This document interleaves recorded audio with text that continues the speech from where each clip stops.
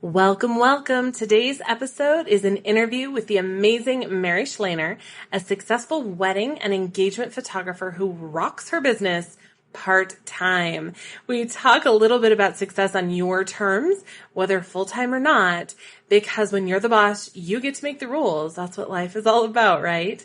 We also talk about a personal connection with your clients and really connecting with them in a way that sets you apart and helps you get to know one another so you can really provide value to your clients' lives beyond just your services. So I'm so excited. You can find all of the show notes for today's show at www.businessstraightup.com/004. Let's get going. Let's do this and dive right in. Hey there, awesome people. I am Brooke Summer, and you are listening to Business Straight Up, the podcast for creative entrepreneurs to learn, connect, grow, and build the business and life that they dream of. Welcome, let's get going and dive right in.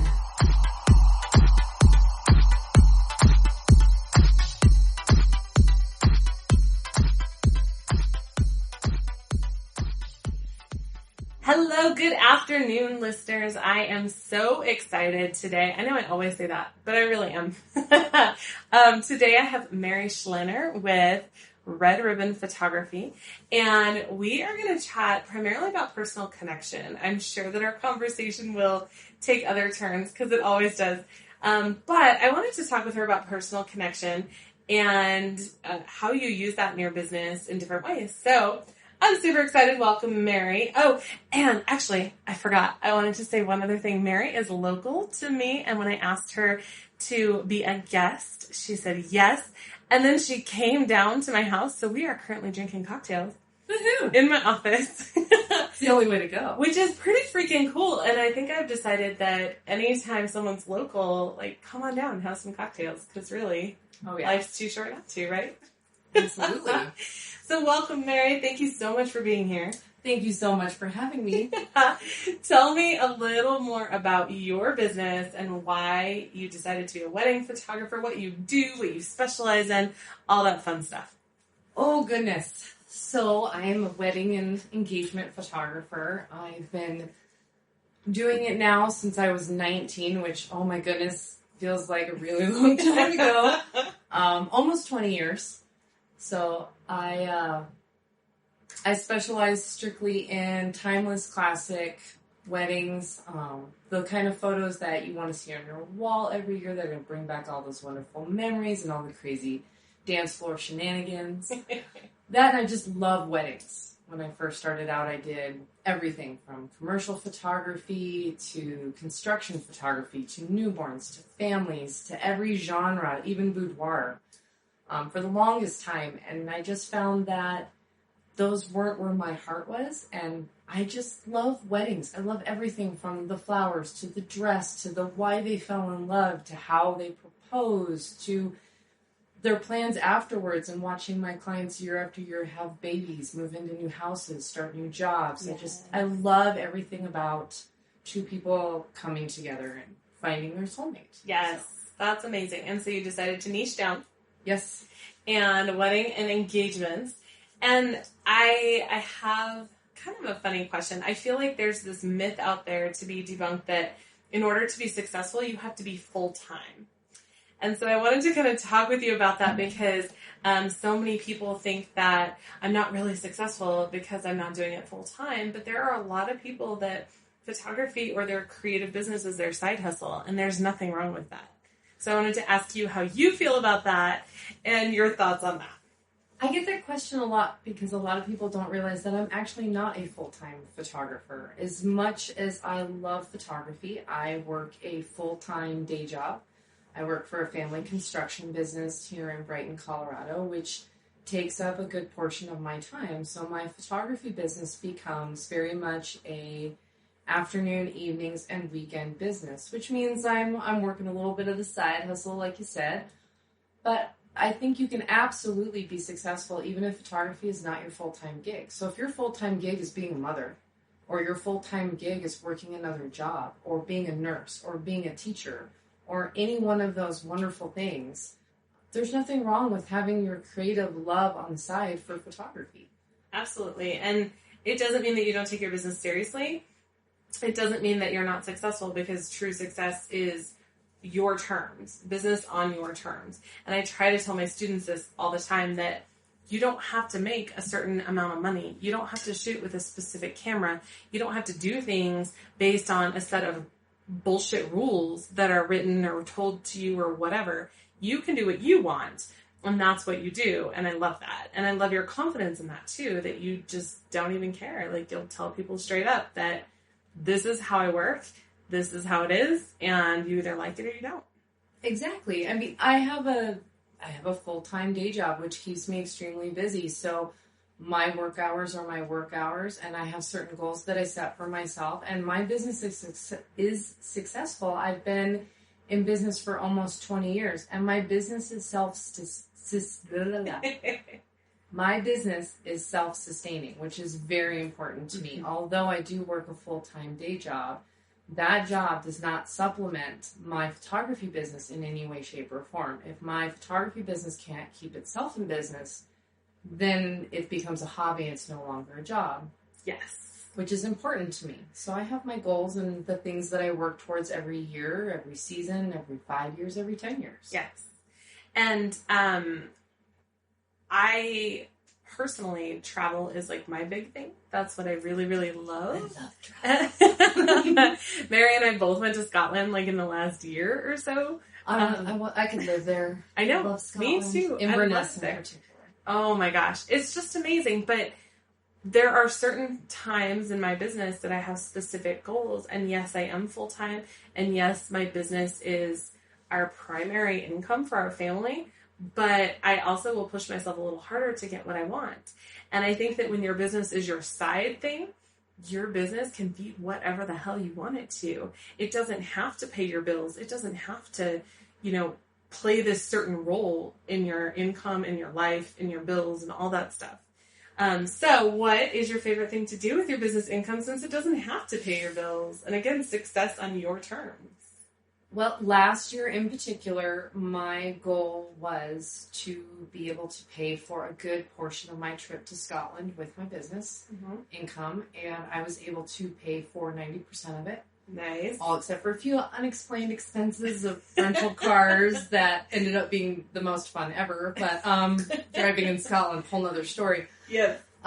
This year, my primary goal for my business is I'm working to earn enough funds to either pay for a family vacation, a small one, or pay for the joy of being able to go shopping without a budget. Whether that be shopping for furniture, whether that be shopping for clothing, whether that be shopping maybe, I don't know, for a house or a luxury of something that I don't have. So every year I place a goal. This year it's either vacation or a big shopping budget or something unknown, but I haven't decided yet. Right? I remember years ago when I first started my business, one of my financial goals, it's so funny, it wasn't an actual number, but it was to be able to go to lunch with a friend without having to worry about how I would pay for it. That's a good goal. Like, that was my goal. It would sound so silly because it's like, what, $20 depending on what you get. Yeah. And now I want to be able to go to lunch and order whatever I want because, quite frankly, I love lobster rolls and they're not cheap. You're making me hungry now. No, and that was one of the things I was thinking about was other goals that I might set for myself other than a vacation. Maybe I'll set goals that this year that all of my income that I earn for my goal is to pay for all the babysitters and date nights for me and my husband. Yes. So we can go window shopping, because that's a weird thing that we do, or go to the movies, or go to dinner, or go for a drive. We have weird dates, but it's fun. Yeah. It makes it different every time, rather than going to a movie theater and sitting in quiet looking at a screen. That's not spending time together. Yes. We do weird things like go walk around furniture stores and sit on couches. Yes. That's weird things. Or jump on beds and have pillow fights at IKEA. Oh, am I the only one that I was going to say, I'll add that to my list, though, for next time. I mean, I've never done that. I wouldn't know. Sure. We all know the truth, Brooke. We all know the truth. Oh my gosh. No, I totally love that. We also talked beforehand about how you didn't used to pay yourself. No, I didn't. So I didn't pay myself either for a long time. Years, like 10 years, didn't pay myself. And isn't it funny that we think that that's necessary, first of all? I was so afraid I had just this unmeasurable fear about, that's money I worked really hard for. It's got to stay in the business. It's got to go towards building that business. I can't spend any penny of it. I won't. It'll just sit there in my savings account and it'll just stay there. And look really pretty. And it looks really nice. And then I realized, well, I'm spending all this time away from my family. I'm working my butt off really hard. I'm making my clients immeasurably happy. Why aren't I giving anything to myself? Yes. Why aren't I giving anything to my family for that matter? Yes. Like, I'm spending every weekend all summer long, possibly away from my kids and my husband, but they're not getting any benefit from it. Yes. Why is that? Yep. That made no sense. And after 10 years, I finally went, like, slapped the forehead, like, duh. And then I was like, well, I'll just start. And I started out with small goals. Small things like, I'll take the kids somewhere and let them by themselves pick out a toy. Or I'll take the kids for a weekend. We'll take them, somewhere like Lake McConaughey in Nebraska. Or I'll take my husband on this really fancy date night down in Denver. Or whatever the situation. So I set little goals and they got bigger and bigger and bigger. And then one year it was not really a want, but it was more of a necessity, is I needed a washing machine. Yes. And guess what? My goal was to buy a fancy washing machine. And you got the one you wanted, huh? I did. I got the one I wanted. Yes. Yeah. I think it was Sue Bryce that said, if you're not willing to pay yourself, why the hell would anyone else? Exactly. Which and makes that total is sense. so true. Yes. Now, granted, starting out, you have to be very thrifty when you're first starting out because you're working on very limited budgets, but you still need to work into that budget the money to pay yourself. Mm-hmm. And not just pay yourself, I shot a wedding, I'm going to give myself $100. Yeah. Like, I photographed a wedding, I need to pay myself a living wage. Yes. Granted, everybody starts somewhere, but you have to at least start with a living wage. So if that means when you start out, you don't have the most top-of-the-line, most epic equipment, or you're renting because you can't even afford to buy at that point, there's nothing wrong with that. I mean, I still have the first camera I ever shot a wedding with. Too.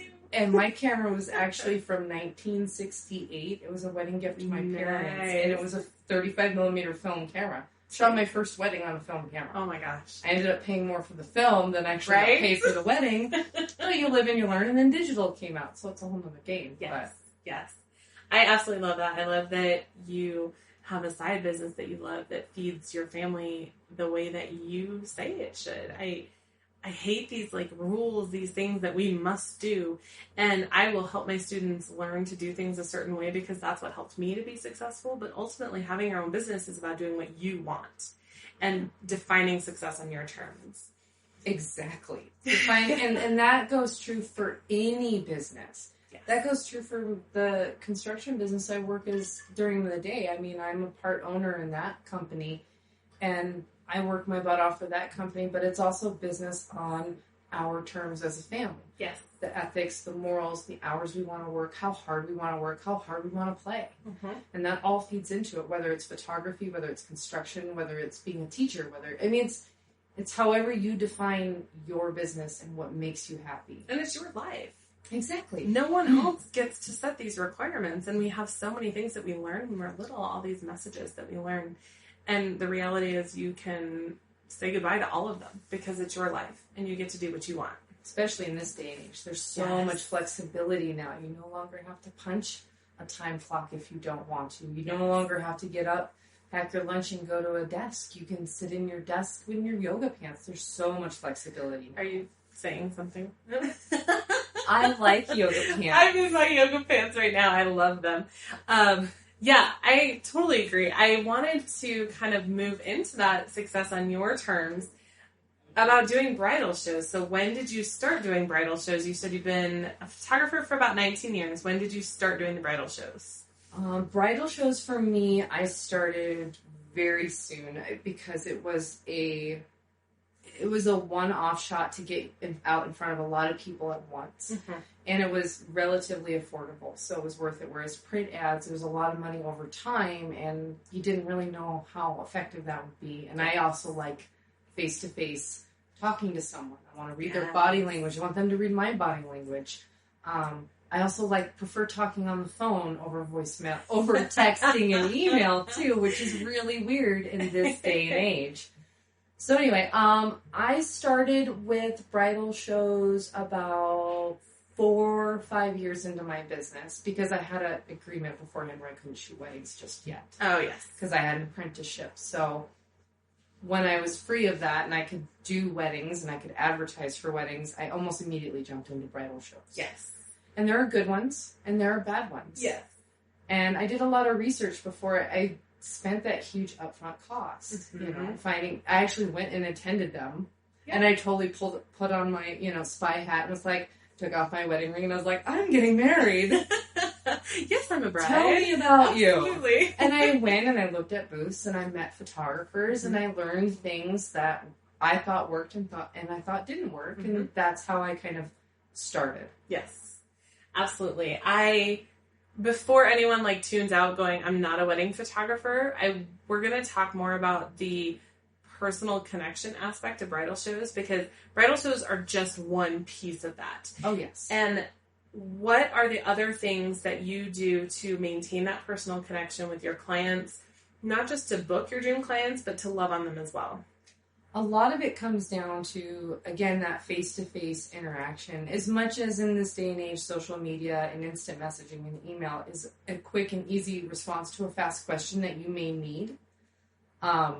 I also feel that to give the top quality customer service, you also have to be there and present for your clients. You're going to be there and present for anywhere between 2 to 10 hours on their wedding day. I think that there's more to it than just those 2 to 10 hours on that day. Yes. So a lot of the things I do is, for example, at bridal shows, I don't let anybody actually sign contracts and book me at bridal shows. Mm-hmm. We have to meet up or talk. I feel the same way. So many people are like, how many did you book? And I'm like, I don't book people at bridal shows. I don't book people. I don't bring contracts with me. I don't bring it's like any way dating. Exactly. It's a first date. We're feeling each other out. I'm taking you out to dinner. I'm buying you a drink. We're feeling the mood. We're catching the bedroom eyes, maybe. Yes. Yeah, I mean, bridal shows are that initial introduction of, hey, let me show you who I am, what kind of person I am. Not necessarily what kind of photographer I am. I mean, obviously that's a given. But meet me, talk to me, see how we interact. Do our personalities mesh? Yes. Or do they immediately, you can tell when you meet someone and it just doesn't work, it's like, whoa. Yes. And then you meet people that totally work and you're just like, oh my God, I can't wait to talk to them again. I'm going to email them tonight. Yes. Because that's the exciting part. There's totally a chemistry when you meet your dream clients. Absolutely. It's a connection that you can't replace. Well, it's a chemistry when you meet anybody. Yes. You can tell if it's there or not. Whether it's a client, whether it's a soon-to-be friend, mm-hmm. whether it's a soon-to-be frenemy, whether it's an acquaintance, whether it's your next-door neighbor. You know how that chemistry is going to fit, and that's why it's important. Yes. I am an email lover. I know that you and I disagree on this. I'd much rather talk on the phone. The phone makes me very uncomfortable. But I've had so many boudoir photographers tell me that I should not be spending the hair and makeup time with my clients. I spend the whole time sitting and talking with my clients because that's an hour and a half that I can sit and talk with someone and get to know them. And It helps them be more comfortable with me. But so many people are like, well, they're not paying you for that time. And I'm like, well, I would disagree with that. Well, they're paying you for every bit of the time that they're employing your services, whether they're getting their hair and makeup done. I would want my boudoir photographer to sit and talk to me. It's that personal connection. It's the way that I can talk I'm about with someone. to strip down to possibly near nude. I'd like to have maybe a 5-minute conversation with you. Yeah. But to me, that makes sense. Yes. And that personal connection is so important. I just had a client tell me that she booked me because of my Facebook Live videos in my Facebook group. That is so awesome. Which is funny to me because it makes me I don't like video. I'm like, oh, I look like an Oompa jumping around, doing dances. I don't know. But she told me that that's why she booked, because even with live video, even if you can't do it in person, you can get a real feel for someone. Exactly. You can see how they behave. You can see that I'm probably wearing yoga pants, and I do when I shoot too, because I get in weird positions all the time. You can kind of just see how someone reacts to you. Exactly. And their body language. And body language is a huge deal. Yes. It's, when I was in communications in college, I said it's 98% of communication is nonverbal. Exactly. So a combination of body language, tone, other things like that, but it's not the actual words you say. That's only 2% of communication. And I don't know if that's right anymore. That was only 3 years ago. I think in this day and age, that's exactly accurate, because think of how many times people misconstrue what you read on social media or on the internet, because there is no tone, there is no body language. You're reading words on a screen. You don't know if they're saying it with a sarcastic inclination or if they're laugh talking, which I tend to do a lot, just like that, or if they're saying it with a snarky attitude. But yeah, I think body language is huge. Yes, absolutely. So let's talk about other types of personal connection, such as talking about your business when you're out in the world in everyday experiences. This is something you're really good at. And I have recently become good at, but so many people are afraid to tell people what they do with confidence. And that holds them back from so much, because when you're at the grocery store, you never know who you're going to come into contact with. And it was a Sue Bryce thing. Sorry, I quote Sue Bryce. No, I guess a lot. Quote all the people you want to quote. She said that she gave a gift voucher. One of her marketing things is gift vouchers to a waitress that she really wanted to work with. And other people said, "Why would you do that? She can't afford you." And she said, "Who the hell are you to decide what someone else can afford?" When you are talking to those cashiers at the grocery store, when you're talking to all these people, why would you hold back from what you love, what you're passionate about? Why not talk about it? So what have you found in that situation in talking about your business? What have you seen come from that? And what have been your experiences? Okay, so there are some really weird stories when it comes to talking about my business in normal life. So I am one of those people that will be that weird lady at the grocery store when you're just sitting there totally minding your own business. I'll be like, "Oh my God, I totally love those strawberries in your basket." So I'm the person that is a little extroverted in the fact that I will talk to absolutely anybody and total complete strangers and be really awkward and funny about it. And because of that, I've actually honestly booked a lot of weddings just for that factor. Yes. When people ask for my name and number, I actually hand them my business card. I don't write it down or get out their phone and have them type it in. I hand them my business card because that it's really small and easy to write on too, but it has my phone number and my email, and what you do and what I do. And then when they see it, it's an immediate icebreaker. "Oh, you're a photographer.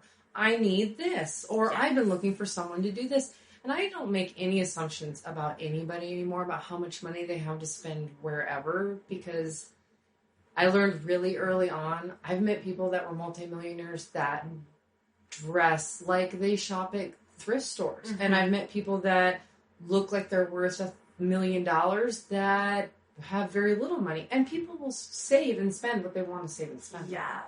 A really funny thing is I actually booked a wedding. I actually went and photographed a wedding in Ireland last year because of a weird conversation about what I do. My husband needed a massage therapist for a hurt shoulder. I found him one locally in Brighton. He went there. He was talking to her. She asked about me. He told her what I did. She said, "Oh my gosh, I'm getting married in 6 months. And oh, by the way, we need a photographer. Would your wife be..." She didn't even know me. And you're like, "Yes." "Would she be willing to go to Ireland?" And my husband came home and said, "So she wants to..." I'd be like, "Oh my God." Right?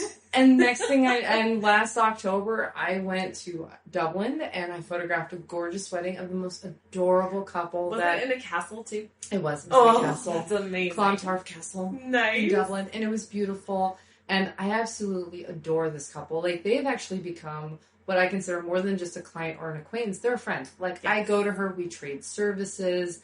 We're talking about double date night. And we're huge Game of Thrones fans. Because, Because who isn't? Because who isn't? Daenerys Targaryen's my spirit animal. Anyway, but yeah, just weird happenstances like that have gotten me to Ireland. I've booked weddings the very similar way, gone to Mexico. I've met people that I would never normally talk to through construction and somehow ended up photographing their wedding, and then found out 5 years later they were in the same daytime industry as me, and now we work together on construction projects. Oh my gosh. Yes. Monthly. It's hilarious. It's very weird, but it's great. Talking about your business can be so scary because I feel like so many people are so insecure about their businesses and their ability to live up to an expectation. But the reality is that if you talk to someone about your business and you say, oh, you're getting married, well, here's my information. If we're a good fit, cool. If not, that's okay too. And they say, oh, no. What's the worst that's going to happen? You walk away with your ego maybe a little bruised, but you're not going to die. You're not going to fall off the face of the planet. Realistically, it's not going to hurt you. Well, and this is the other thing that I think a lot of people don't realize is that even if I think a lot of people have the fear because they don't want to come off like that used car salesman. Yes. But you don't have to. Just, mention what you do and then ask them about them. Yes. Ask them about their wedding day. I've done that more than before I even told them I was a photographer. Asked about their dress, about their venue, about what their plans are, their honeymoon, how did they meet, how they proposed. Like, learn about them. And then I just kind of casually thought so I'm a wedding photographer. By the way. And I'd say about half the time I get we already have a wedding photographer booked. And I go, that is awesome. Mm-hmm. Because it is such an important part of your day. Yes. You're going to be with that person all day long. You better really like them. Yes. And you would be amazed at how many times just that 5 or 10 minute interaction with that person, they didn't book me. Then they had their wedding. Then they come back to me and say, we want to do 1 year anniversary pictures. We want to do this. We want to do that. And I know you're only a wedding photographer. What would you do? Because they liked me when they met me. Or how many people have called up and said, we want to do boudoir. Yes. And I say, I don't do boudoir. But oh my gosh, I know some amazingly epic boudoir photographers. Let me put together some names and get them to you. And I've actually had people call back and say that they canceled with their existing photographer to book me just because of that conversation. Yes. Because I was willing to help and I didn't just hang up on them. Yes. It's a personal connection. So I've seen this conversation in Facebook groups so many times of, why are you going to help them find a competitor? I'm like, because first of all, they're not competitors when there's enough for everyone. And there is. And second of all, because I want to help people, that is my number one goal. Despite what others may think, it's not just to make moolah, it is to help people and impact lives. Well, and that's the thing. Their wedding day being perfect is my top priority. Whether I'm the photographer or I am just a vendor that they happen to speak to, I want to be a resource. I want to be adaptive and helpful to them. Yes. Whether I'm there for them or whether they just called me up to ask me a question. Mm-hmm. This is the other thing. Weddings are a multi-billion-dollar-a-year industry. Yes. There is more than enough to go around for everybody, and I'm not worried about it. No. It is such a relief for a client to find someone that will help them with the questions that they didn't even know they had. Exactly. And I'm thinking of all of the other questions, like you have to add value to their lives in some way, even if it's not your services, even if they're not booking you. And I'm thinking about like the newborn photographers and people who offer family photography. Well, maybe they already did newborn shots. That's cool. But they have this toddler who is feeling a little left out and now they want another photo shoot. Maybe that's you now because you offered them value and you connected with them on a personal level that wasn't just, hey, buy my stuff. So a funny thing, even though my main focus is weddings and engagements, for a limited time every year, I do high school seniors. And I only take a very small number, like between 5 and 10, like very few.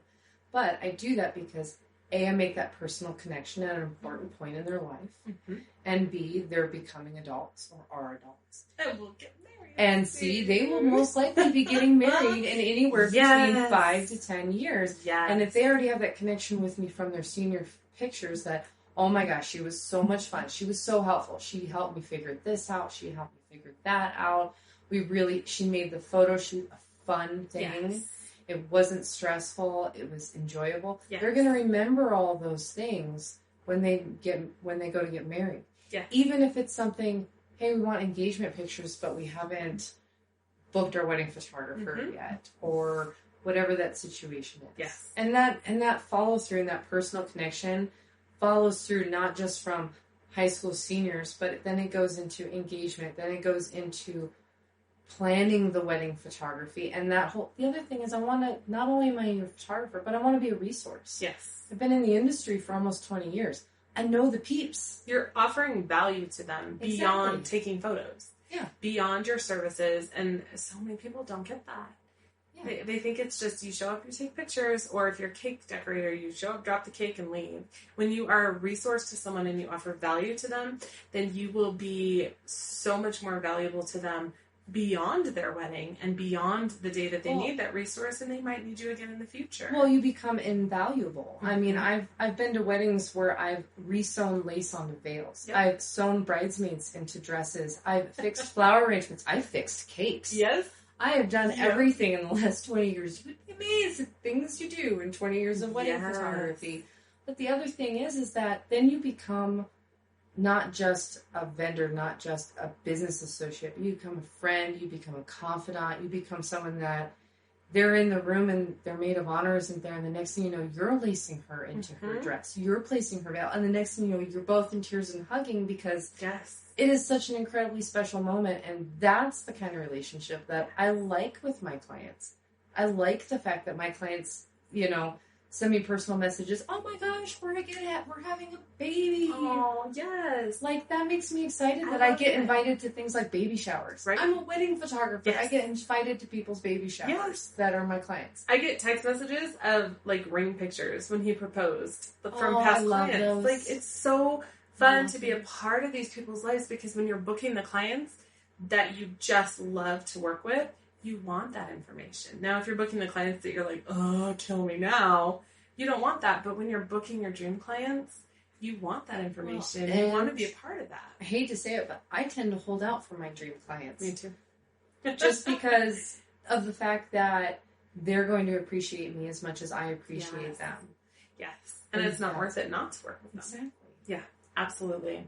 So let's talk about other types of personal connections, such as networking with other professionals instead of clients, because we kind of touched on the whole competition thing and other photographers. And if you guys haven't gathered this, both Mary and I are photographers, so technically we're competition, but we're not. Claws come out. Right?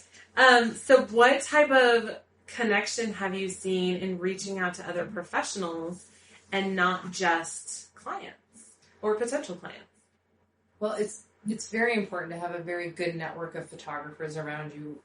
It's a good idea to have a good network of business associates that are in your like business, whether it's photography or something else, because having a support structure is huge. Whether your support structure is your family, your work colleagues, your spouse, your children, it's important to have that support structure. And networking, for example, with photography is huge, because what happens if you come down with a stomach flu and you need someone to fill in for you? Oh my gosh, nightmare. Are you going to start calling just random strangers on Google and be like, oh my gosh, so will you fill in for me? Because, like, I can't go. Or that's so true. That's some scary stuff. Yes. Or what happens if you get in a car accident and you have to find someone to fill in? Or someone sprained her ankle. Do you remember a few months ago? Yeah. And couldn't shoot the wedding anymore. Yeah. So she got into our little group and said, I need someone, and someone was there. Or what if you're at a wedding, and I saw one photographer in our Facebook group that said, my batteries are dying, my charger's not working. Is anybody in the vicinity that can bring me this charger? Oh my gosh, that happened to me. And they were there within 30 to 40 minutes, right. And the photographer didn't miss a step. Like, that networking is important. Plus, it's not only important just for the business aspect, but to have someone that you can call up and tell them about, oh my God, this crazy thing happened. Yes. Or what would you do in this situation? Or I'm having difficulty with this. Or I need help with this. That connection is huge. And I truly believe in community over competition. When I first started back in the early 2000s, there was no such thing as the photography community. It was every man for themselves. It was, you didn't tell anybody your secrets.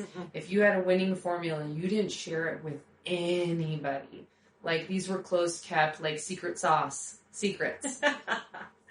But in the last 18, 19 years, it's been amazing to see the whole photography community, almost as a whole, open up and lift everybody up and tell people about these things, because we can all be successful. Again, there's more than enough clients and money out there.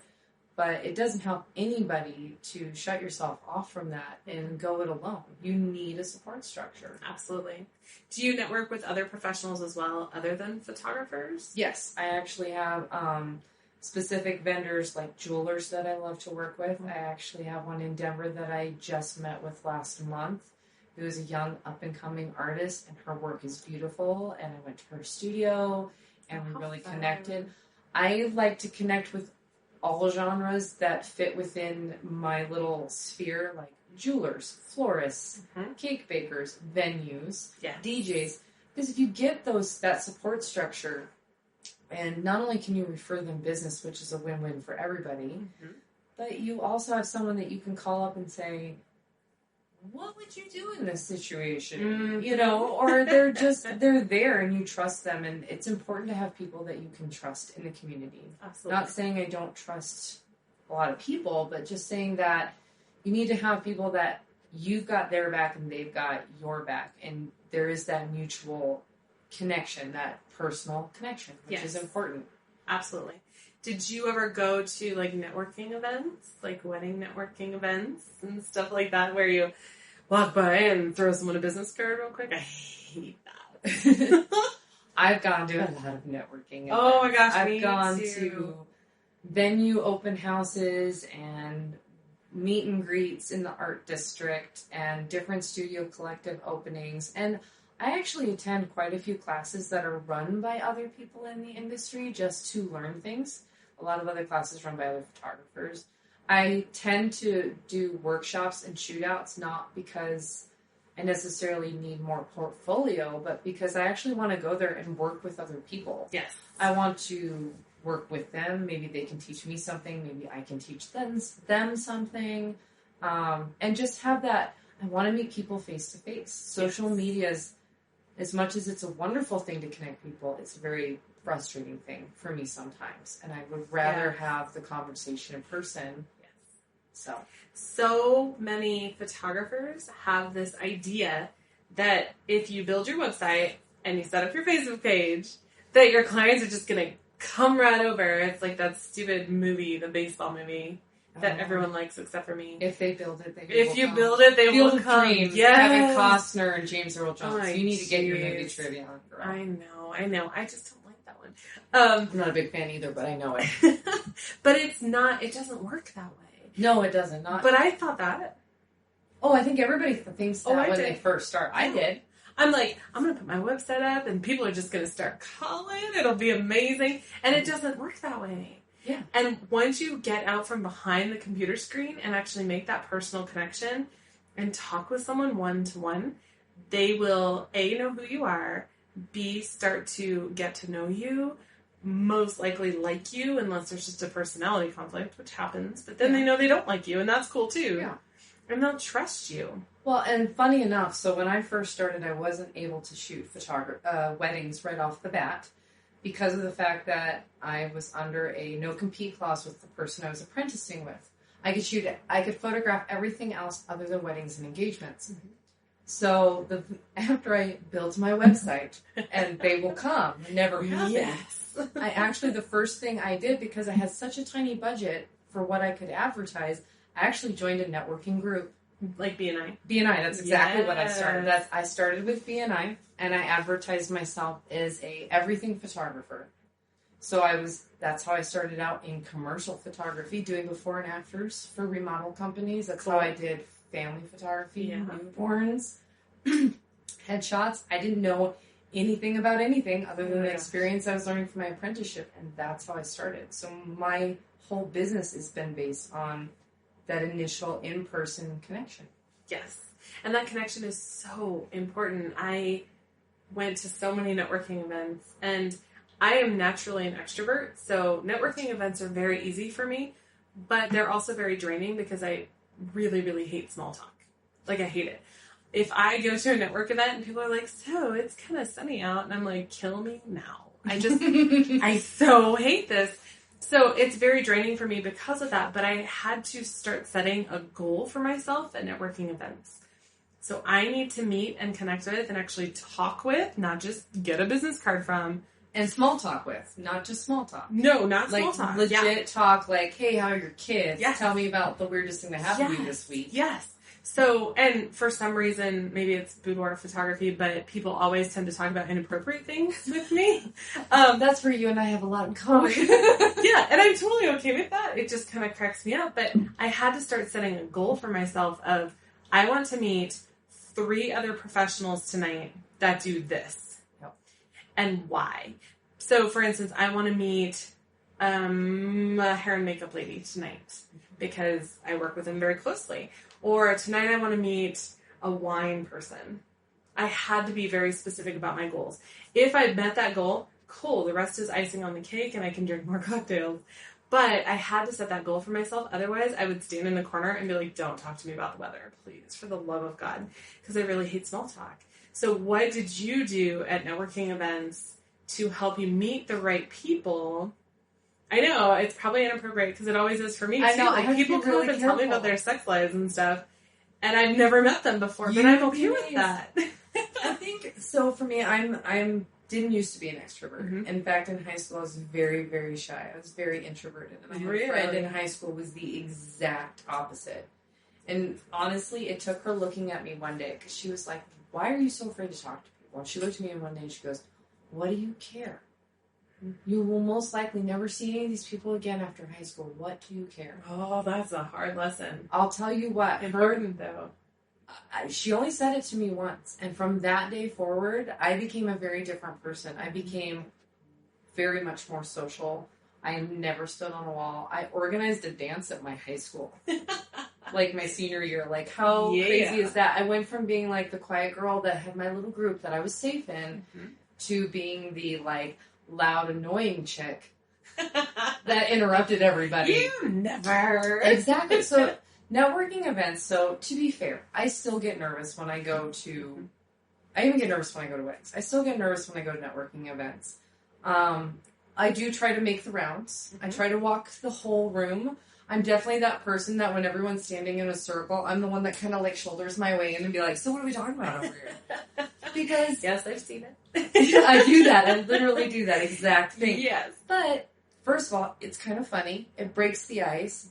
It puts you in there, and they'll tell. And no one's going to give you an answer if you don't ask the question. What are we talking about over here? Right. Guess what? They'll actually tell you what they're talking about, and then you can join the conversation. Yes.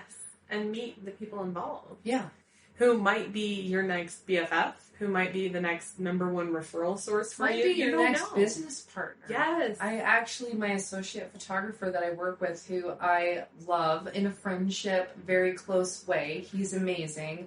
I met him at a networking event after I'd made all the rounds, and I was like, wow, this is really, it was very much a small talk event. And I made the rounds, and I tried to like strike up some fun conversation.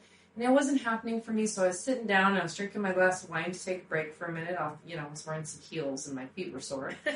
And he came over and sat down and he said, so I saw you at a bridal show. Okay. And I think you're awesome. And that's how the whole thing started. Aww. And that was 4-5 years ago, and we've been working together ever since. I photographed his baby's birth. He's an amazing guy. He's an extremely talented photographer. And that's how weird things happen. You have to get out there and make that connection. It doesn't all happen on your computer. Do you remember how we met? At a bridal show. Yes, it was at a bridal show. It was my first bridal show ever. And it was like my 5th. And I was like, oh, your first time? You'll do fine. It was terrible. I remember all the shit that I'm not supposed to say that. All the stuff that we brought in. That was the worst bridal show I've ever done. And not because of the other vendors there. And it was just hard. It was very poorly put together. Yes. I've done a lot of bridal shows. That was honestly the absolute worst. So you definitely got your feet wet with the worst. Oh my gosh. And I remember seeing your booth and I'm like, wow, she just has it all together. But that's how that makes me feel so epic right now because I did not think I walked over to your booth and I was like, dang. I'm so jealous right now. But isn't that funny? That's how people like people see you and go, holy shit, you're just amazing. And you're like, what am I doing here? I'm freaking out. And I think that's the big thing people need to realize is that everybody is just a person and everybody has those fears and concerns. So, perfect example, you and I at the same bridal show, literally across the walkway from each other, like on the opposite sides of the room. So I could see your booth and you could see my booth the whole show. Yep. And we're both thinking the same thing about each other. Yes. Which is funny that, and like, what, 10 plus years later, we're talking about it, yes. which I find hilarious. Yes.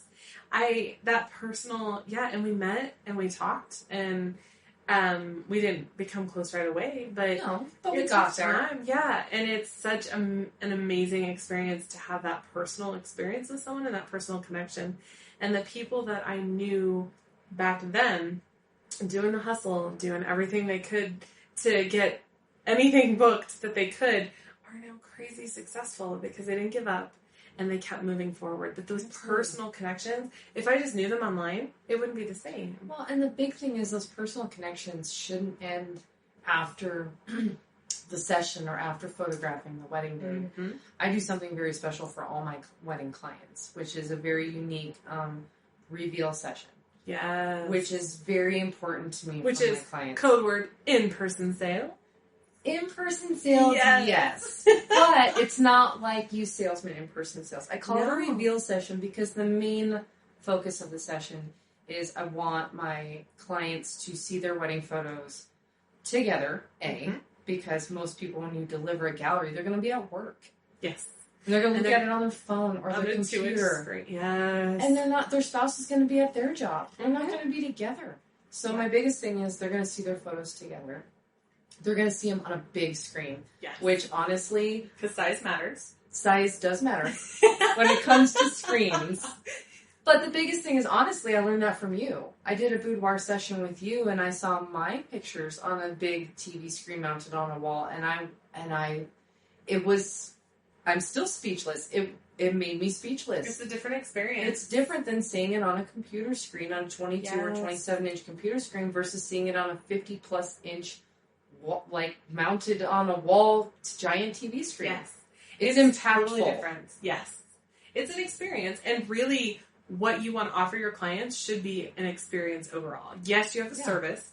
Yes, you have certain things that you need to provide. But there's a million other experience. Well, and that's the thing. A million other photographers can provide the same quality level of photos and that same general knowledge of weddings. Yes. But to be unique or to make yourself stand out to those dream clients that you want, you have to provide the experience that they want. So absolutely. At the reveal session, and I don't want to give away all the surprises, but they're together. They get to see their photos on a big screen, choreographed to music, so it gets them emotionally involved. So they get to relive their wedding day as a viewer, as a guest, rather than the craziness of the day itself. The emotions are so much higher. Exactly. When they are forced to take the time to pay attention. Because we live in a multitasking world. You have a million tabs, and I am so guilty of this. I won't even tell you how many I have open on my phone because it's over 100 because I have a little smiley face now. When I'm on the computer, I have no less than 20 tabs. I know. At a time. Me too. Terrible. Me too. I don't ever want to close my tabs. And that reveal session is a chance for them to put away the phone. Yeah, the phones get turned off. The lights get dimmed down. Yes. They get some snacks, some refreshments, and then even during some of the reveal, I even leave the room sometimes just to give them some of that privacy to experience it alone together. The other important part of it is, as a photographer, and I don't know if a lot of people realize this, I see it all the time, them saying, I delivered their gallery, I emailed them their link, and then I haven't heard anything.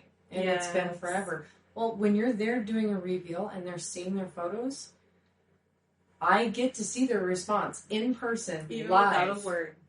Yeah, they don't even have to say anything. Tears. I can see the tears. I can see them holding each other's hand under the table. I can see them laughing about something, forgetting that something even happened. Because the reveal doesn't happen days after the wedding. It happens a month and a half after the wedding. Yep. So they have time to chill out, come back down to earth, and then they get to live it all again. Yes. And obviously there's a lot of other things that go into this, and it's all...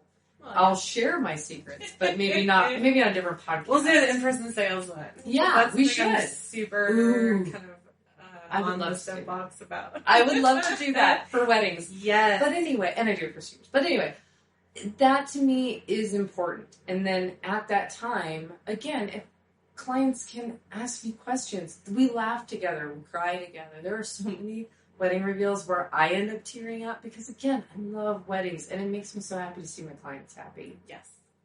Absolutely. I could not agree more. I think that overall experience is the most important thing that you can offer someone, because when it comes right down to it, most people can't tell the difference between one photographer's photos and another.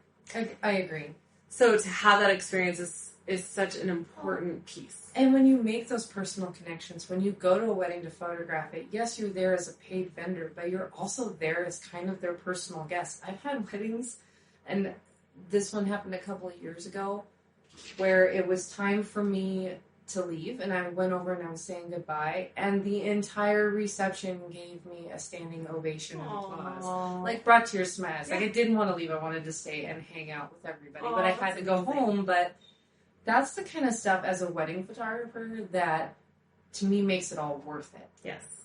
Like, when people want you there, or they tell you afterwards, oh, don't go, just stay a little bit longer. And it's like, I have kids at home. Or put the camera down.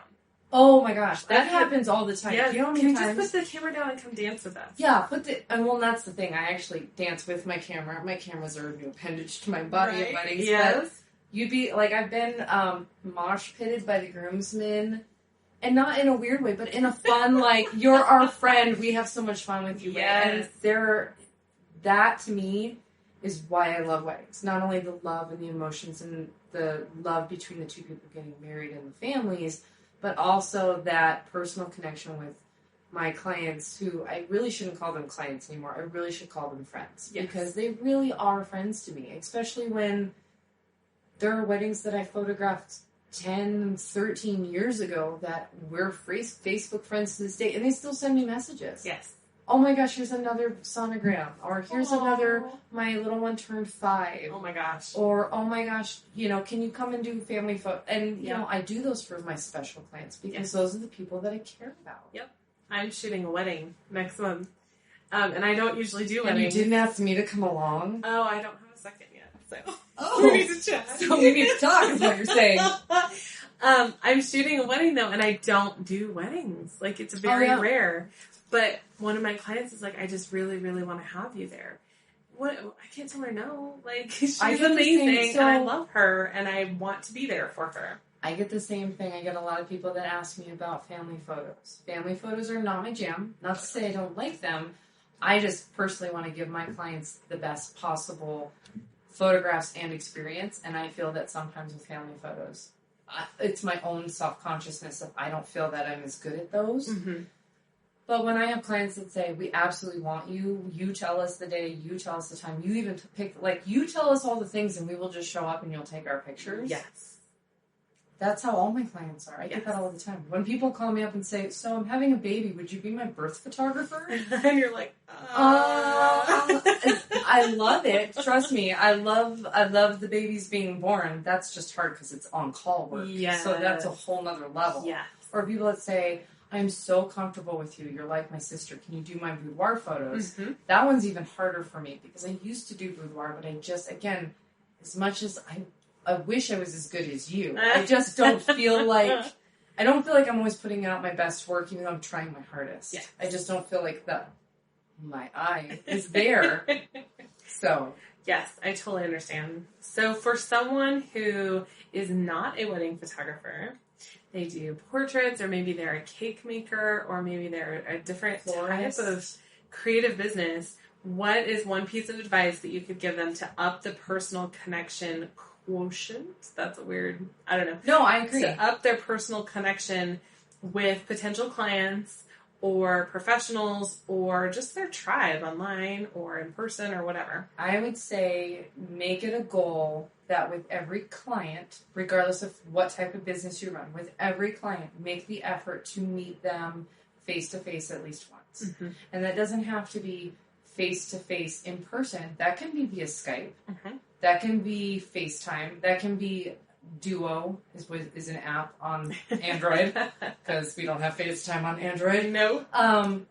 make that a priority that with every client, regardless of the business you're in, of meeting them face to face. Yes. Hearing their voice, looking into their eyes, not in a creepy way, but making that connection. Just because if you can't do that, it's hard to tell if you're going to mesh. Yes. I've met clients, now don't get me wrong, there are definitely clients that see my stuff online, send me an email. I respond via email and say, hey, let's meet up. They say, I really can't do that, but I really want this. Can I just book you? And I say, well, I'm not going to say no. Yeah. I'm going to say, yes, you can book me, but we do have to meet in person or via Skype before, your session or your wedding or whatever. And that's important to me. I've been lucky, knock on wood, that has worked out for every client that has booked me sight unseen. But that is actually a requirement. I actually must meet you face to face. And I don't care if that's on Skype. Yeah. I don't care if it's even okay if it's just over the phone, as long as I can hear your voice. Yes. I want to be able to hear your voice. I want to be able to talk with you. Yes. Because it matters. It does. That, and I'm very bad in writing. I'm very good with my grammar. I can type and spell. But I'm not a writer. I'm okay with that. It's okay. You have to be able to admit your weaknesses. Yes. I'm all right with that. Yes. Oh my gosh, this has been amazing. Thank you so much for being here. I am out of cocktails, which means I think we're done because you need to go make more. We definitely need more cocktails. This was so much fun. I want to do this again. I am so glad that you could come. And I want to know, first of all, where can people find you if they want to see your work, connect with you? What is your website, Facebook, wherever you want people to find you? My website is www.redribbon.biz, B-I-Z, because it's weird like that. My Facebook is redribbonphoto.com, Facebook.com/redribbonphoto.com. I don't know. All of the above. It's all the things. And on Instagram, I am Red Ribbon Chick. So kind of fun. It's a little variation of everything. Yep. But I'm sure there'll be all the kinds of the links in the description box below, right? Perfect. Right? There's always a contact somewhere. My website, pet peeves, have a contact everywhere so people can contact you. Have your clicks, all your places. Yes. Thank you so much for being here. I can't wait to get this out into the world. I think it's personal connection is so lacking.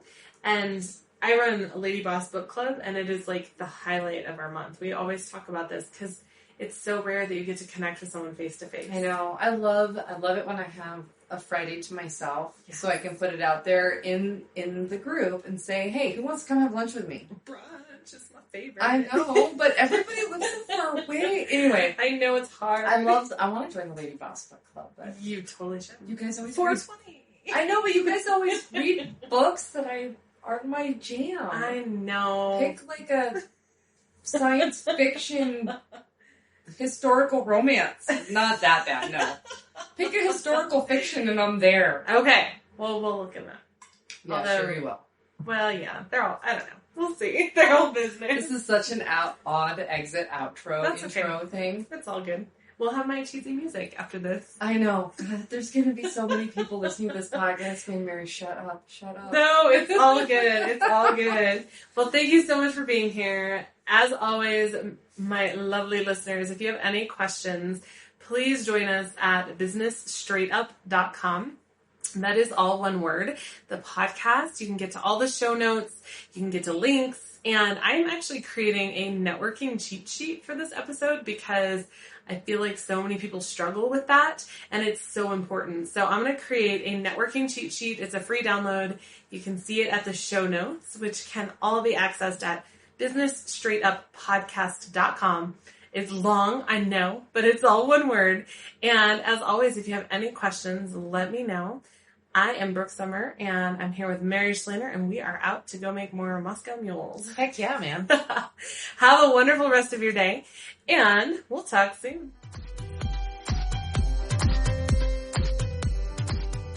Thank you so much for listening to Business Straight Up. I'm so glad that you could join us today. Check out the show notes for this and all of the episodes at businessstraightuppodcast.com. And I can't wait to talk with you again. Have a great day.